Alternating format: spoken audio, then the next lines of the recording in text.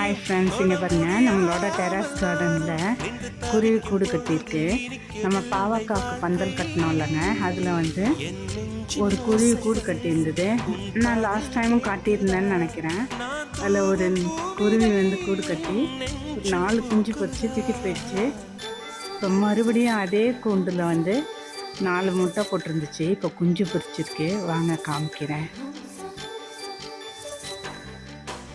வெண்ணிலவே வெண்ணிலவே நல்ல நாள் பார்த்து வா, உன்னுடைய கூந்தலில்